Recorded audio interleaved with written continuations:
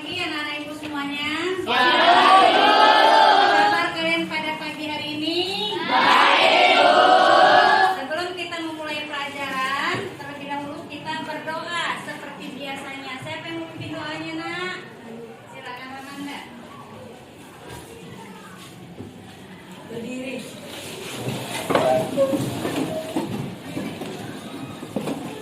Sebelum belajar, marilah kita berdoa menurut agama dan kepercayaan kita masing-masing. Berdoa dimulai.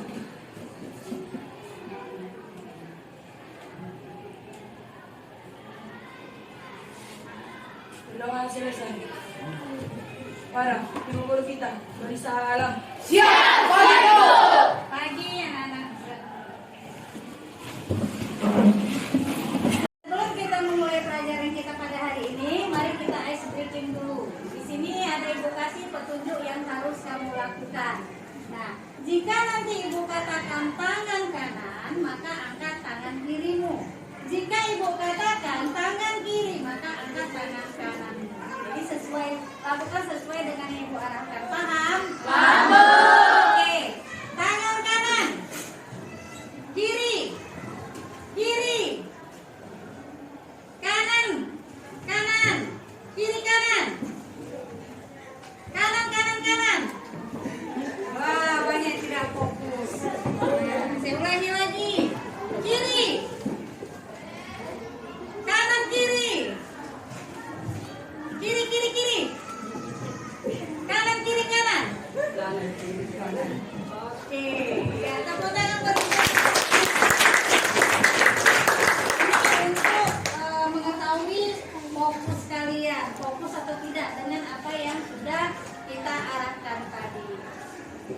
Ya, pelajaran kita pada hari ini adalah tentang kerajaan Hindu Buddha di Indonesia, di mana tujuan pembelajaran yang akan kita capai itu ada 3.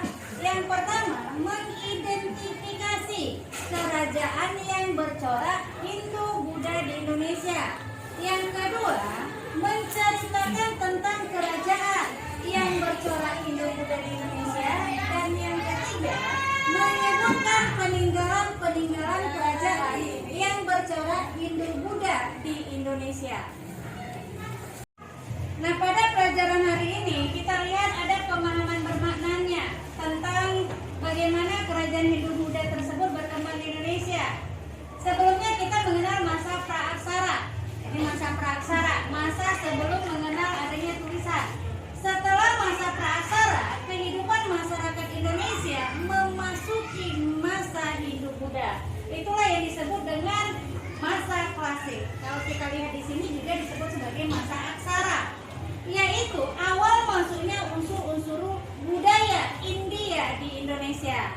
Jadi pada masa ini peradaban sudah lebih maju dan mewariskan banyak peninggalan, yang mana peninggalan tersebut masih dapat kita nikmati hingga sekarang. Ya, untuk mengetahui sampai di mana pemahaman kamu tentang kerajaan Hindu Buddha, pada minggu yang lalu kita sudah pelajari tentang teori masuknya Hindu Buddha. Nah, untuk pelajaran kali ini ada pertanyaan pemantik yang harus kamu jawab. Ada 3 pertanyaan. Yang pertama dulu, apa unsur kepercayaan asli Indonesia sebelum adanya pengaruh Hindu Buddha masuk ke Indonesia? Nah, siapa kira-kira di antara kalian yang mau jawab? Saya, Bu. Ya, silakan Riju. Sebelum Buddha Hindu Buddha masuk ke Indonesia, telah berkembang kepercayaan berupa kebudayaan terhadap roh nenek moyang. Kepercayaan itu bersifat animisme, dinamisme, dan totemisme. Dinamisme merupakan kepercayaan terhadap benda dianggap memiliki ketentuan seperti pohon beringin, keris, dan patung. Sedangkan animisme merupakan kepercayaan tentang alam nenek moyang yang suatu saat akan menjumpai mereka. Dan totemisme percaya bahwa hewan tertentu dianggap suci seperti ular, harimau, dan sapi. Iya, bagus. Tepuk tangan buat Riju. Kemudian yang kedua, apa keterkaitan antara perdagangan dan proses penyebaran Hindu Buddha di Indonesia? Nah, untuk pertanyaan kedua, siapa kira-kira yang mau memberi jawabannya? Silakan, Bu. Silakan memberi. Hubungan antara kegiatan perdagangan atau dagang dengan masuknya Hindu Buddha ke Indonesia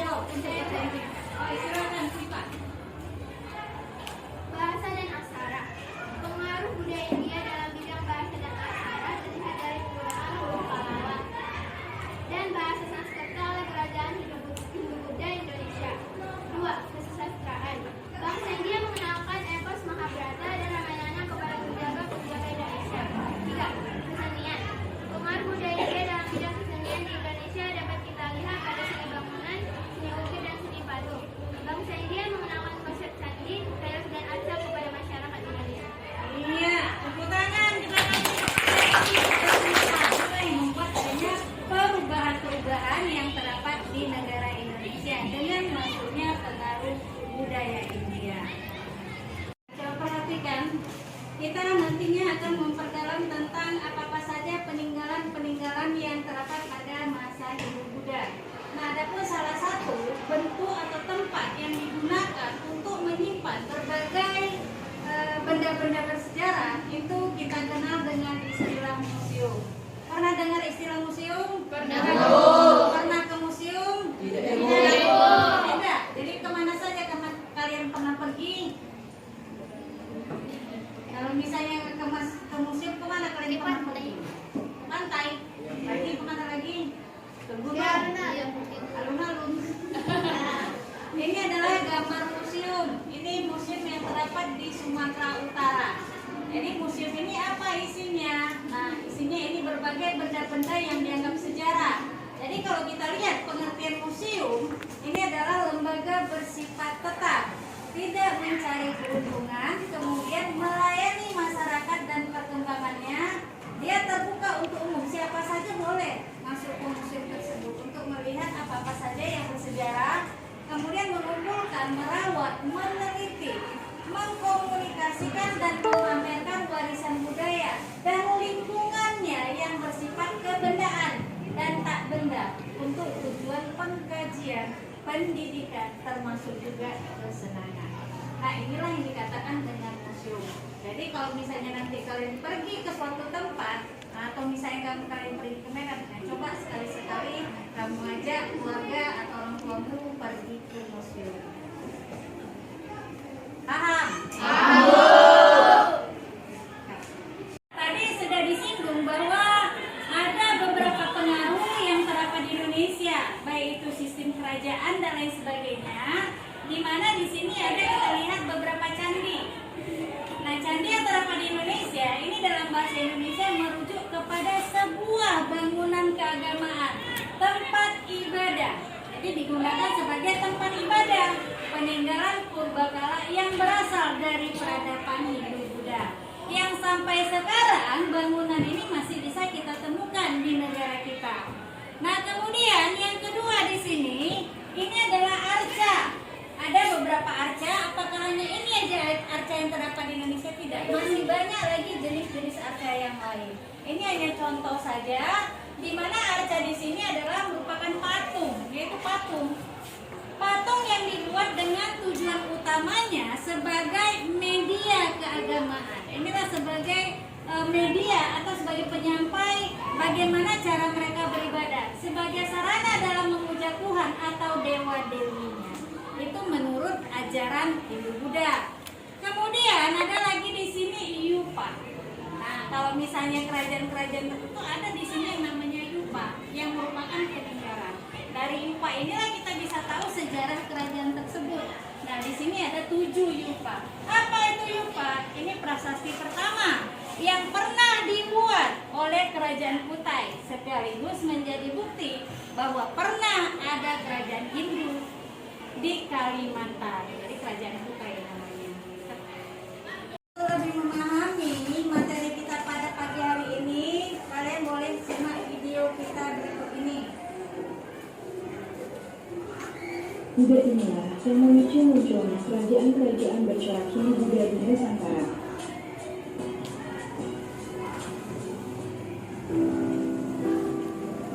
Kerajaan Hindu tertua di Indonesia yaitu Kerajaan Kutai Martapura yang berdiri pada abad ke-4 Masehi. Kerajaan ini terletak di Muara Kamang, Kalimantan Timur, tepatnya di hulu Sungai Mahakam.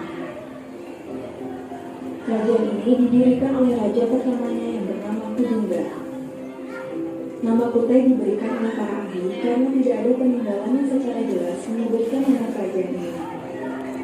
Kerajaan Kutai mengalami masa kejayaannya di bawah pemerintahan Raja Malawarna yang merupakan anak dari Asmawarna dan cucu dari Kudungga. Hal ini diketahui dari peninggalan sejarahnya yang berupa 7 prasasti yupa yang ditulis menggunakan bahasa Sanskerta dan huruf Palawak. Yupa tersebut merupakan tugu batu peringatan yang dibuat oleh para Brahmana atas kedermawanan Raja Malawarna. Prasasti yang ditulis dalam tiang batu merupakan ciri khas kebudayaan kerajaan Kutai. Yupa yang ditulis menggunakan huruf Palawak memunculkan fakta adanya pengaruh India Selatan di Kutai pada masa ini. Yang batu atau yupa ini merupakan kelanjutan dari budaya purba zaman Megalitikum atau zaman batu besar. Kerajaan Kutai berakhir pada saat raja terakhirnya, Maharaja Dharmasetiya, mati di tangan Raja Kutai Kertanegara. Kerajaan budaya Sumatera muncul sekitar abad ke-6 dan ke-7 Masehi. Berdasarkan catatan sejarah, ada dua kerajaan, yaitu Kerajaan Melayu dan Kerajaan Sriwijaya. Kerajaan Melayu diperkirakan berpusat di daerah Jambi, di tepi alur Sungai Batanghari. Keberadaan kerajaan ini diperkuat oleh catatan perjalanan seorang penelantar dari Cina bernama Insing. Nama kerajaan Melayu juga muncul pada kitab Negara Kertajana yang menyebutkan mengenai ekspedisi penaklukan ke Sumatera yang disebut dengan ekspedisi Pamalayu. Sejarah kerajaan di Sumatera sejak abad ke-7 didominasi oleh kerajaan Sriwijaya. Kerajaan ini awalnya berpusat di sekitar Sungai Batanghari, pantai timur Sumatera, lalu meluas hingga ke Semenanjung Malaya dan Jawa Barat. Pengetahuan sejarah mengenai kerajaan ini didapat dari sumber asing berupa catatan sejarah fiksi dan beberapa prasasti, serta sumber dalam negeri berupa prasasti antara lain prasasti Kedukan Bukit, prasasti Kawat Tuwuh, prasasti Kota Kapur, prasasti Siddhartha, prasasti Telaga Batu, dan prasasti Karangrahi. Ditemukan juga peninggalan berupa candi, yaitu Candi Muaro Jambi dan Candi Muara Kampus. Dari sumber-sumber sejarah tersebut, diketahui bahwa raja pertama yang dianggap sebagai pendiri kerajaan Sriwijaya adalah Batu Tahyang. Ia berhasil memperluas wilayah kekuasaannya dengan menaklukkan daerah Jambi yang sebelumnya merupakan wilayah kerajaan Melayu. Puncak kejayaan kerajaan Sriwijaya berlangsung di bawah kekuasaan Raja Balaputradewa. Wilayah kekuasaannya semakin meluas hingga ke Semenanjung Malaya. Perluasan wilayah ini membuat kerajaan Sriwijaya menjadi kerajaan maritim yang menguasai alur pelayaran dan jalur perdagangan di Laut Cina Selatan dan Selat Malaka. Sriwijaya kemudian menjadi pusat pembelajaran agama Buddha dan pusat penyebarannya ke Asia Tenggara. Raja terakhir dari kerajaan Sriwijaya adalah Sri Sanggamun Jayatunggawarna. Sriwijaya mulai runtuh dengan adanya serangan dari kerajaan Chola dari India. Melalui ekspedisi Pamalayu, kerajaan Melayu yang berada di bawah Sriwijaya pun dikuasai oleh Singasari. Kerajaan pun semakin lemah dan akhirnya runtuh pada akhir abad ke-14 akibat karena kerajaan Majapahit. Capai, maka kamu di sini harus bisa mengidentifikasi kerajaan yang bercorak Hindu-Buddha di Indonesia. Kemudian kamu juga bisa menceritakan tentang kerajaan yang bercorak Hindu-Buddha di Indonesia dan juga menyebutkan peninggalan kerajaan yang bercorak Hindu-Buddha di Indonesia. Jadi untuk lebih memahami lagi, kalian ibu kasih di sini lembar kerja yang harus kalian kerjakan. Nah, silakan kalian pilih, kamu mengerjakannya dalam bentuk apa? Apakah kamu mengerjakannya dalam bentuk artikel, apakah dalam bentuk video, PPT, atau infografis? Nah, ini ibu berikan untuk masing-masing kelompok. Silakan kamu kerjakan. Kalau ada yang kurang paham, boleh ditanya kepada ibu.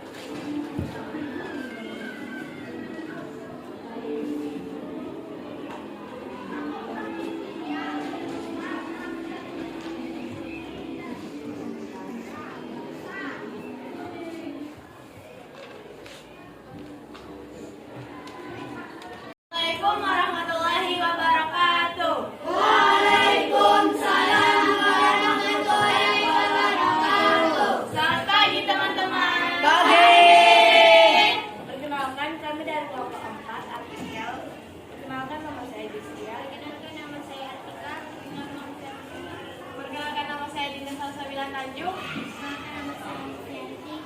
Sini kami akan mempresentasikan hasil LKPD kami. 1. Awal mula masuknya Hindu dan Buddha ke Nusantara. Masuknya Hindu dan Buddha di Nusantara dimulai pada awal Masehi melalui jalur perdagangan.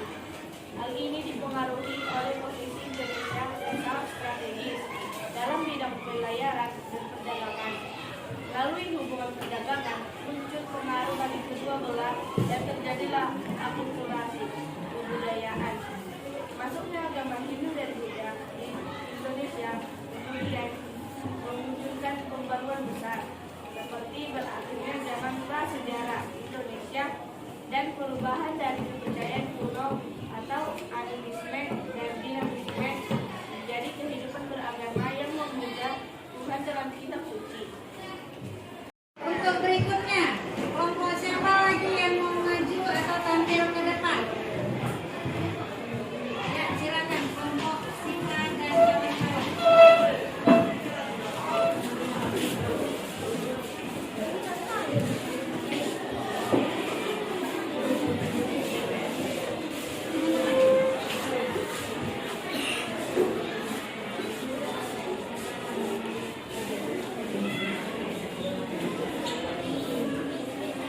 Assalamualaikum warahmatullahi wabarakatuh.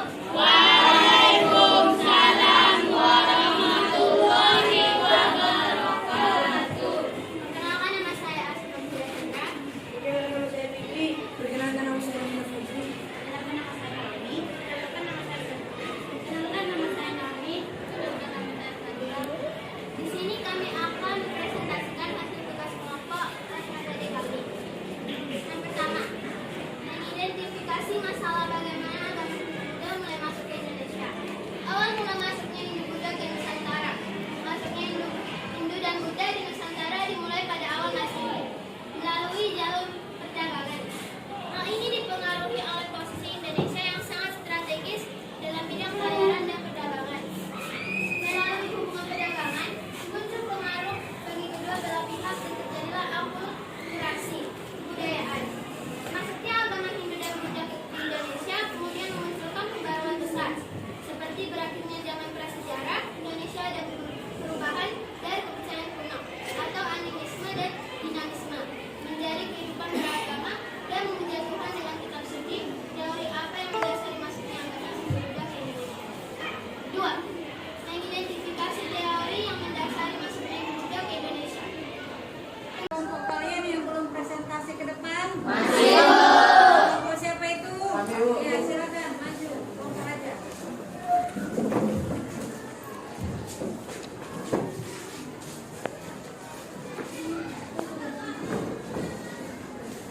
Pagi teman-teman.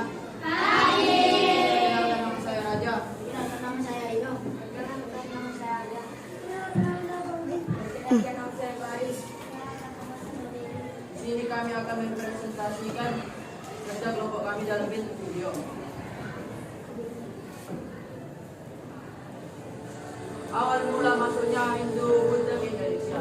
Masuknya Hindu dan Buddha di Nusantara dimulai pada awal Masehi melalui jalur perdagangan.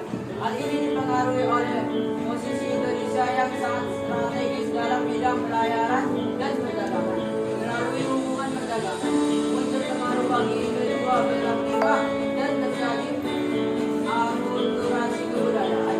Masuknya agama Hindu Buddha di Indonesia kemudian memunculkan pembaruan besar, seperti berakhirnya zaman prasejarah Indonesia dan perubahan dari kepercayaan kuno, animisme dan dinamisme menjadi kehidupan beragama yang mengikuti Tuhan dengan kitab suci.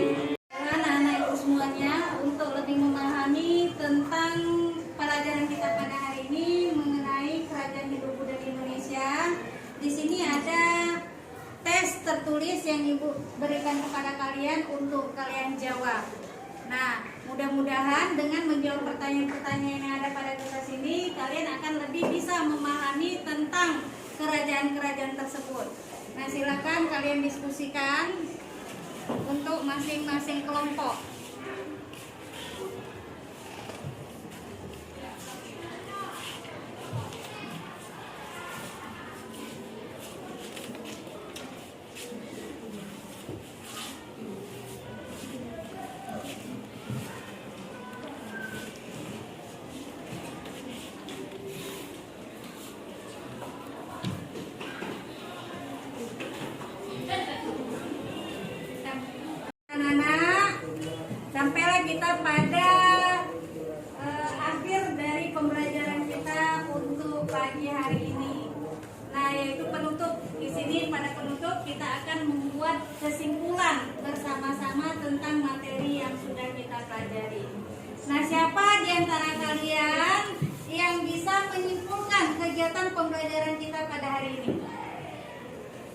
yang bisa? Saya Bu, Silakan Riju. Kerajaan Hindu Buddha Indonesia tidak terlepas dari pengaruh bangsa India yang masuk ke Indonesia, sehingga meningkatkan pengaruh terhadap sistem pemerintahan, yaitu berkembangnya sistem pemerintahan kerajaan. Iya, betul. Siapa lagi yang mau? Ya, silakan Nomi. Sistem kerajaan yang bercorak Hindu Buddha di Indonesia antara lain Kerajaan Kutai, Kerajaan Tarumanegara, Kerajaan Majapahit, Kerajaan Singasari, Kerajaan Sriwijaya, Kerajaan Mataram Kuno, dan Kerajaan Kediri. Iya, itu adalah contoh-contohnya. Itulah yang bisa kita simpulkan pada pembelajaran kita pada pagi hari ini. Oke, tepuk tangan buat kita semua. Untuk mengetahui atau mengakhiri pelajaran kita, kalian di sini Ibu minta untuk menuliskan refleksi apa yang kamu rasakan pada pembelajaran kamu hari ini. Silakan kamu tuliskan di kertas ini. Nah, silakan tulisnya.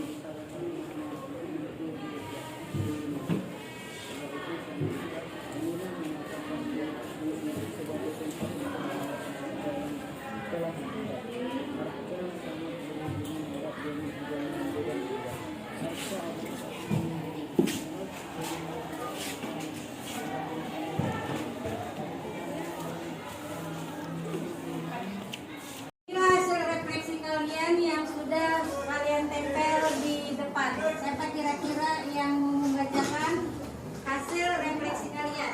Saya Bu. Silakan Riju. Ambil beberapa aja Riju ya yang mau menarik. Dari Asifa. Saya dan teman-teman saya sangat senang pada pembelajaran hari ini karena kami diberikan kebebasan untuk mengerjakan tugas sesuai dengan apa yang kami inginkan. Ada yang dalam bentuk video, artikel, PPT, dan infografis. Tangan. Malika. Saya dan anggota kelompok saya merasa bersemangat saat belajar karena kami dapat membuat video mengenai kerajaan Hindu Buddha di Indonesia sambil belajar menggunakan infografis. Ya, tepuk tangan. Dari Air. Saat hari ini sangat senang dan bersemangat karena kelompok kami telah menampilkan infografis tentang kerajaan Hindu Buddha di Indonesia dan pembelajarannya sangat seru. Ya. Ya, terima kasih. Beri aplaus buat kita semua.